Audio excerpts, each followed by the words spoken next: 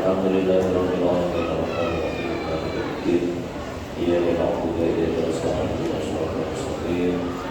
Saya ini pakai biasa ini.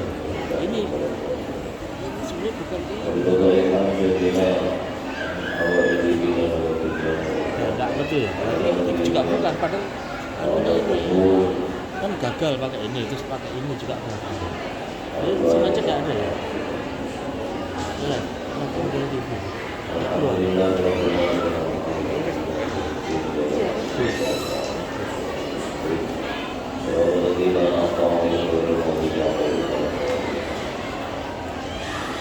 Bismillahirrahmanirrahim. Keluar nanti ini berarti berhasil, nanti tak alihkan. Ada gangguan apa? Keluarkan logo loh, nggak bisa. Nggak keluar. Kita muamalah yakni faslun wa man ghaso bamalan yang hadir nasinahu sudah ya wa man ghaso bamalan yang hadir nasinahu kalau ala pesantrennya itu maknanya begini, mungkin ada yang ingin tahu atau mungkin sudah kayak apa waman kali sapannya itu saudara saudara malah ikut yang hadir kedua dan suci lazimah mewajib iman Allah dulu pada akhirnya gitu ya.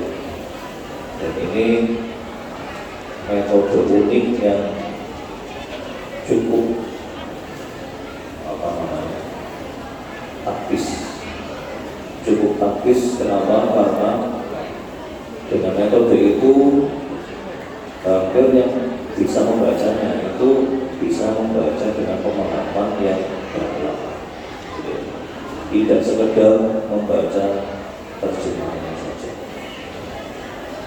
tidak hanya sekedar membaca terjemahan.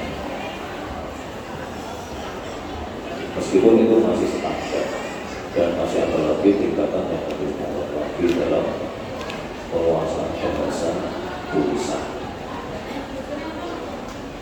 Tapi karena di sini pertimbangannya ini adalah majelis terbuka umum, maka saya anggap dipakai bahasa nasional saja, biar praktis cepat, tidak akan waktu. Waman gosok dan siapa yang menggosok malam diangkatin harta seseorang lazimahu waktu, maka dia wajib untuk mengembalikan. Apa gosok itu? Gosok itu adalah menggunakan atau mengkonsumsi barang orang lain dengan cara yang tidak syar'i, dengan cara yang tidak syar'i. Tapi di sini barangnya ini tidak berada di dalam tempat penyimpanannya. Apa saja di luar situ, ya, kayak sandal kan bukan berada di tempat penyimpanan dan berada di luar. Nah itu kalau ada orang yang pakai langsung pakai saja gitu, itu namanya gosok.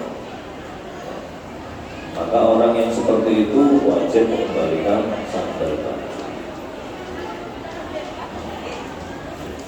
Kalau diambil dari tempat penyimpanannya, maka saja diambil dari lemari, diambil dari suatu tempat dan kondisinya dikunci. Nah itu namanya sarik, mencuri. Hukum antara mencuri dan gosok ini sama. Apa? Minal kabair. Jadi keduanya itu merupakan dosa besar yang tidak bisa diampuni oleh Allah dosanya kecuali dengan bertobat. Jadi dosa yang hilang karena wudhu, karena sholat itu bukan dosa-dosa besar. Sehingga dosa besar ini hilangnya atau bisa diampuni oleh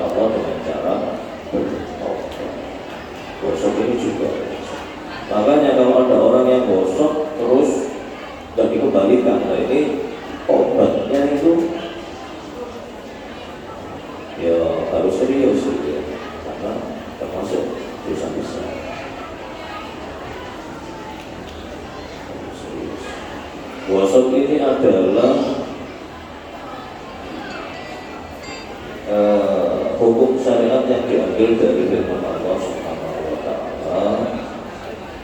Sebenarnya banyak dari Al-Quran itu yang menceritakan tentang perkara gosok ini, tapi yang paling mudah kita baca adalah surat Al-Baqarah ayat 188.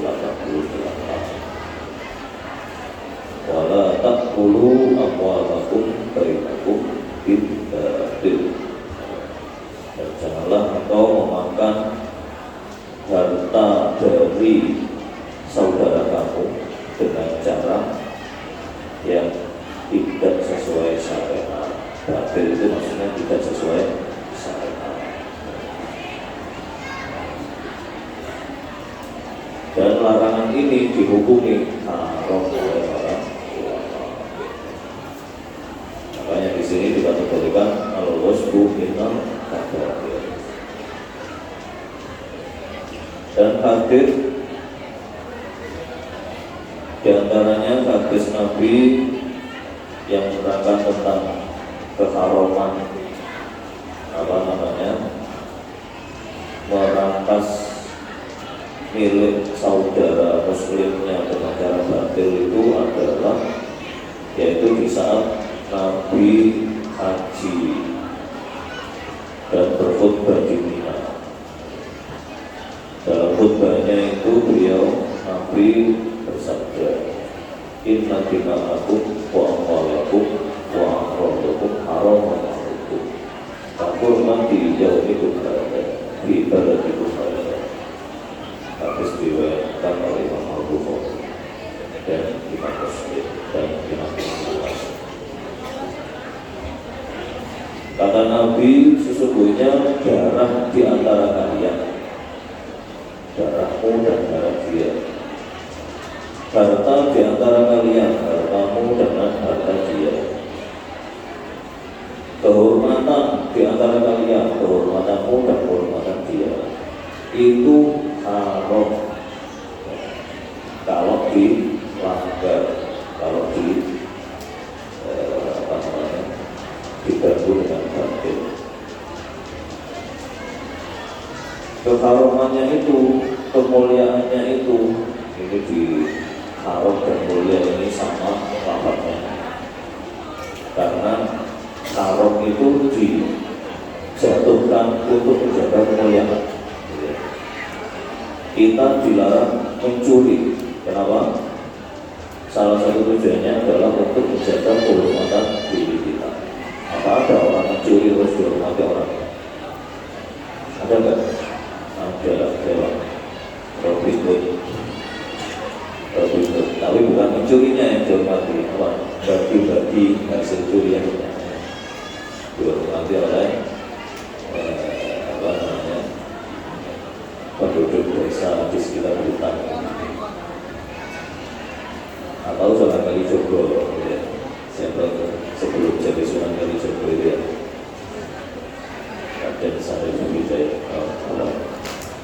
lupa saya namanya, Raden siapa namanya, Bupati Sunan Kalijogo. Bukan mencurinya yang dihormati, tapi bagi-baginya. Mungkin juga ada seorang bandar narkoba kayak misalnya itu yang youtuber itu ya, itu dilindungi oleh masyarakat sekitarnya karena hasil penjualan narkoba dibagi-bagi ke orang sekitar itu yang miskin dan lain sebagainya. Jadi bukan karena mencurinya ya, dimuliakan bukan karena mencurinya, tapi karena bagi-baginya. Di mana-mana kalau mencuri pasti tidak dihormati. Itu maksud dari kata atau kalimat haram. Masjidil Haram bukan masjid yang haram, tapi masjid yang mulia. Sehingga di wilayah itu orang non-muslim diharapkan untuk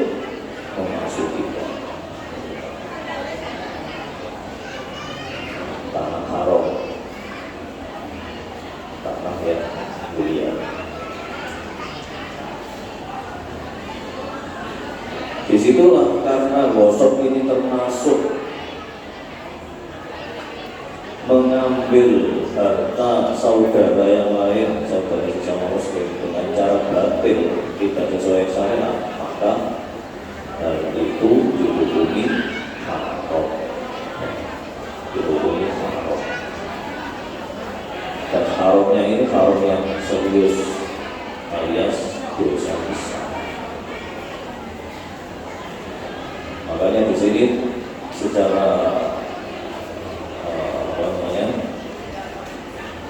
tulisannya di musannaf pengarang kitab ini menulisnya harus mengembalikan barang yang digosok. Wa arsu nafsihi, dan harus mengganti rugi kalau ada penyusutan nilai. Kalau ada penyusutan nilai atau ada sesuatu yang berkurang, contohnya pernah gosok sepeda motor dipakai terus dikembalikan, bensinnya berkurang, ya, maka dia harus ganti harga bensin.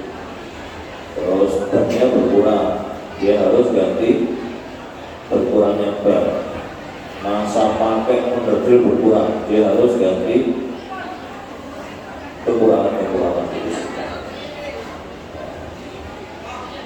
Bagaimana hitungnya? Ya gampang saja, ganti bensinnya dan bayar uang sewanya, meskipun tidak disewakan, tapi kan ada tarif sewa kan, sepeda motor sewanya berapa di situ kalau dipakai berapa jam. Oh minimal 50.000, ya 50.000 harus bayar. Kalau sehari semalam 100.000, ya 100.000 harus dibayar. Gitu ya. Wa ujratu mithlihi, ini ujrah tadi itu ya. Apa namanya, sewanya, kalau memang itu ada harga sewanya. Terus fa'in talifa dominahu bimithlihi ikan lahu mithlun. Kalau sampai barang yang digasap tadi itu rusak, di tengah-tengah makainya ternyata rusak, maka orang yang gosok tadi wajib untuk mengganti kerusakannya dengan barang yang sepadan atau barang yang ada di situ. Umpama saja ketika gosok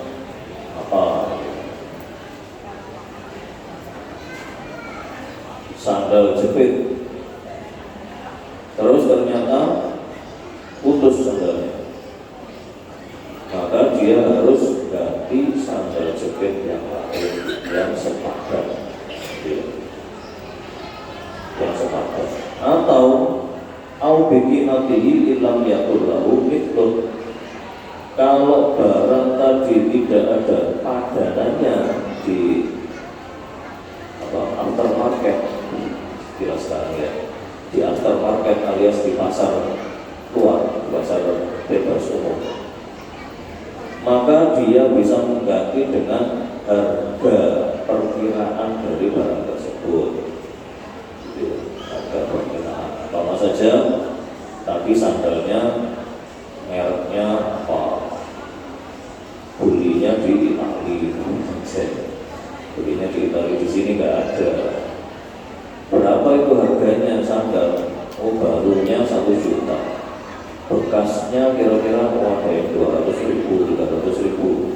Ya sudah, yang bekas itu harga dari bekas sandal bekasnya itu yang harus dia bayarkan kepada pemilik sandal kalau sandalnya rusak. Kalau umpama masih bisa diperbaiki, ya dia harus memperbaiki.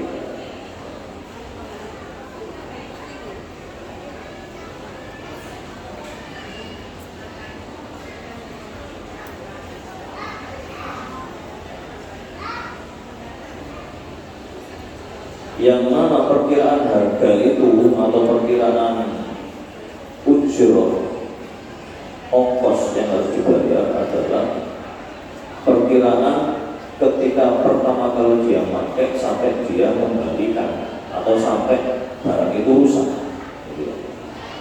sampai barang itu rusak.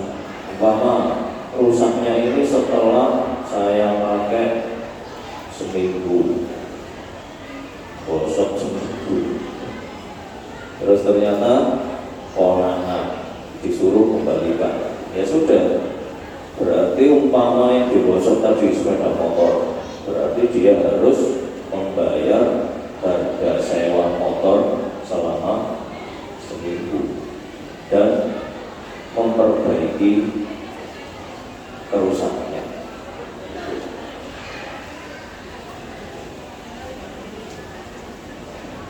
Jadi semua itu objektif lah, objektif, dilihat objeknya. Yang mana kalau barangnya ada harganya maka diambillah harga itu, tapi kalau tidak ada harganya diperkirakan harganya. Kalau sekarang gampang, kita bisa cek harga di apa namanya itu, di entitas online, ya. Perusahaan-perusahaan online yang menawarkan jasa penjualan dan lain sebagainya. Itulah bahasan tentang workshop, yang mana kadang kita hanya memahami workshop itu untuk sandal saja atau sepatu saja, padahal semua hal umpama yang kita workshop itu makanan apa bisa. Jadi mau makanan ada di atas meja, bukan di tempat penyimpanan, bukan di dalam lemari. Makanan itu berupa apel satu, terus kita jalan di samping meja sambil nyaut apel tadi kita makan, padahal kita tahu bahwa apel itu bukan milik kita. Terus akhirnya ada yang nyari, ternyata pemilik apel tadi adalah tetangga kita yang sedang memperbaiki apa yang rusak di rumah kita. Mana apel saya tadi, saya tahu di sini. Akhirnya kita ngaku, oh saya makan, loh mau dimakan, itu apel saya beli 50.000 tadi satu. Apel 50.000, apel Korea. Ya karena dia menyebut harga, maka kita harus menggantinya. Bisa mengganti benda kita beli, kasih, atau mengganti dengan harga yang dia sebutkan. Itu namanya workshop makanan, ya, dan lain sebagainya.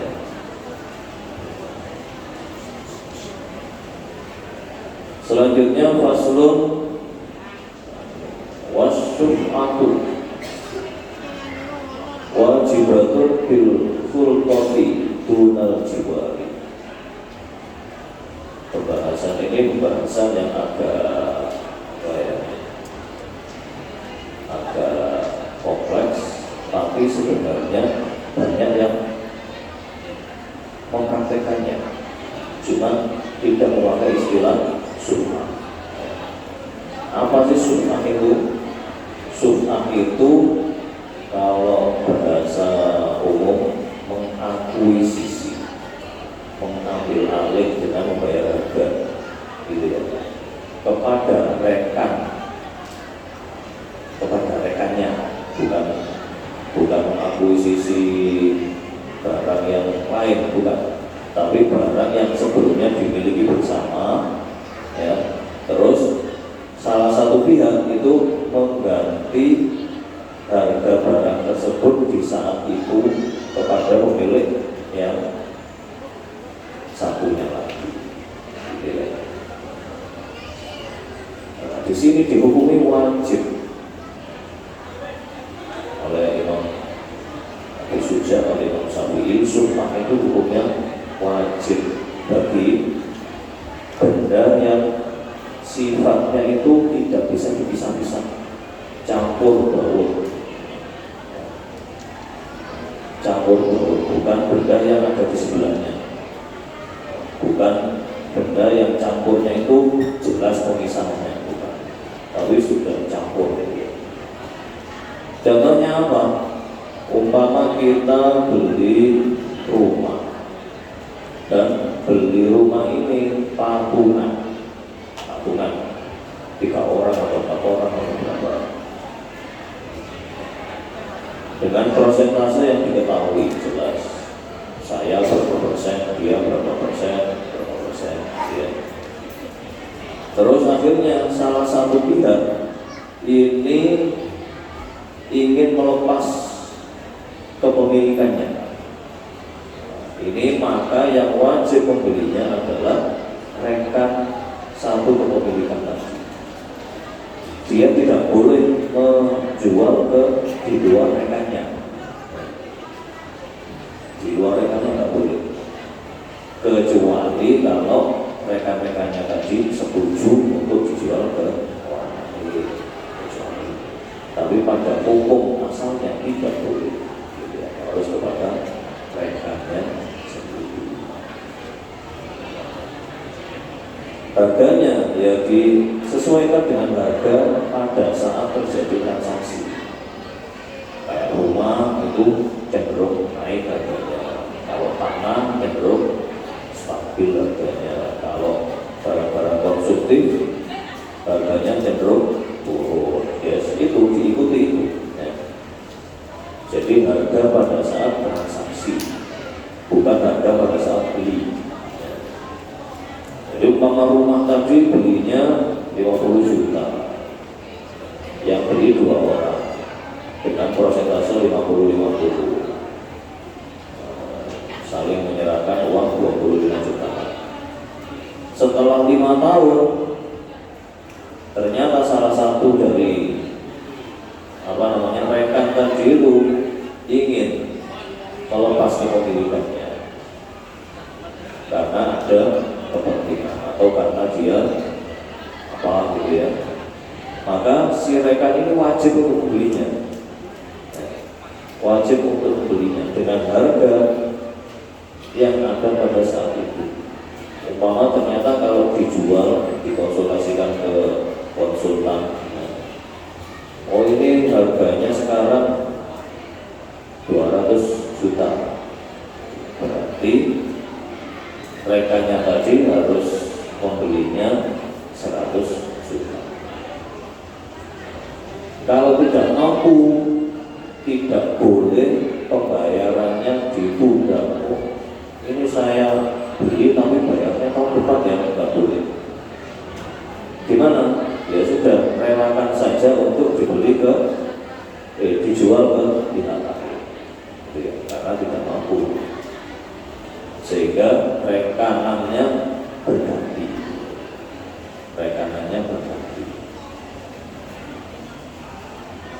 Dan ada lagi hal yang urgent atau mendesak untuk diselesaikan dengan sunnah. Apa itu? Barang warisan. Ya, barang warisan ini biasanya sensitif.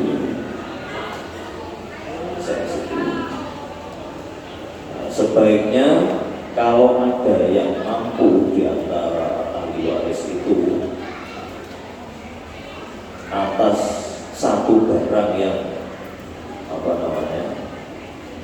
tidak bertetangga alias jadi satu kumpul gitu, alangkah baiknya yang mampu itu ngejoki kepada yang lain,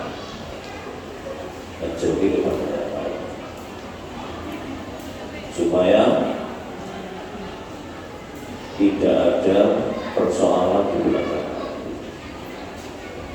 Karena warisan itu kadang banyak fitnahnya, warisan banyak fitnahnya. Kadang yang merasa tua ingin menguasai semuanya, yang muda suka pada yang tua. Akhirnya yang tua bikin harga semaunya. Supaya tidak terjadi hal-hal yang demikian, sebaiknya kalau ada yang mampu ngejoki. Itu gambaran dari sunnah Subha ini fima yang qasimu guna mala yang qasimu.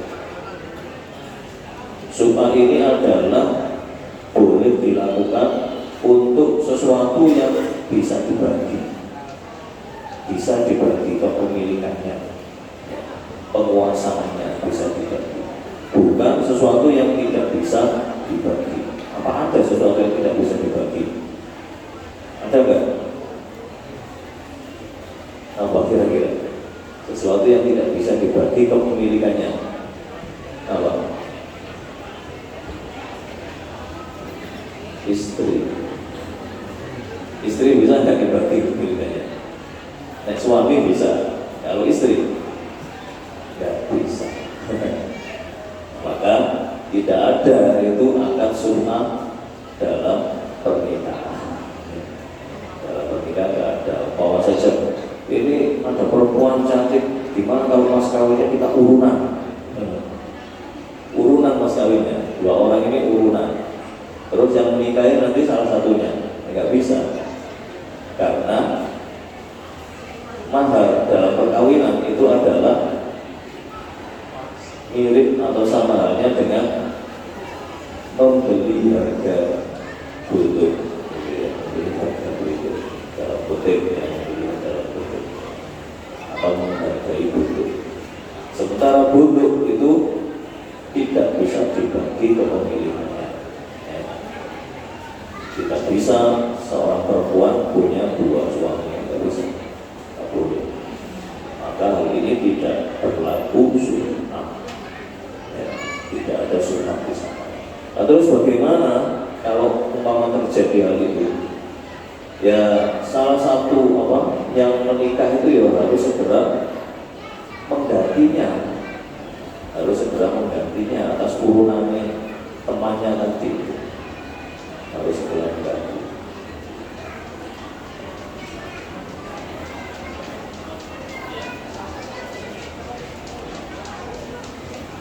Wa fi kulli ma la yunqalu minal ardi kal aqari wa ghairihi bitamanil ladzi rafa'a alaihi waqa'a alaihi.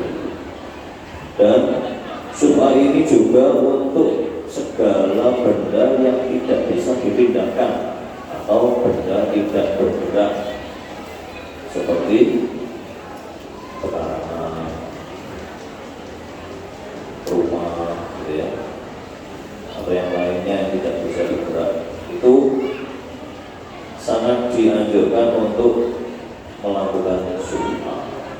Sunnahnya bitamanil ladzi waqa'a alaihi bai'u, dengan harga yang berlaku pada saat itu di pasar umum.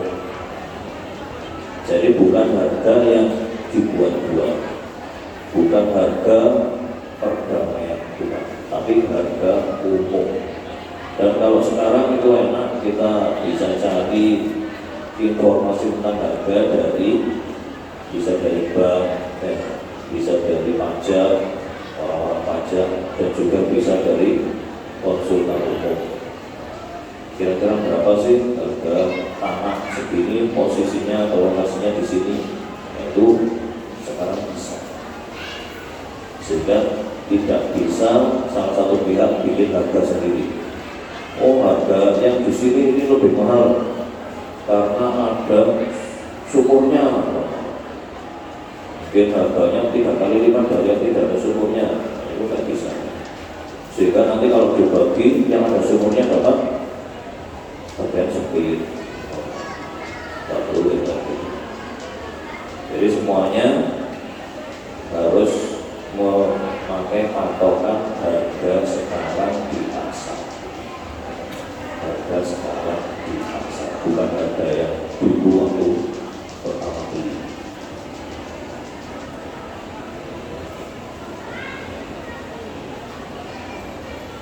Wahia al-fawri, dan subhan ini harus dilangsungkan tanpa menunda waktunya. Tidak saya bayar bulan depan, tapi pada saat itu mungkin 1-2 hari minta waktu, tidak masalah. Fa'in akhoroha ma'al qudwati alaiha batal. Kalau syubhat ini diakhirkan, pembayarannya, penyelesaiannya, padahal dia mampu untuk menyelesaikan pada saat itu, maka akadnya batal secara otomatis. Sebenarnya dia mampu untuk bayar saat itu, tapi diakhirkan. Terus biar uangnya ini saya deposit itu kan dulu aja, tahun depan aja saya bayar, nggak boleh. Padahal sudah ada uangnya, mampu untuk dibayarkan, kok ditunda. Ini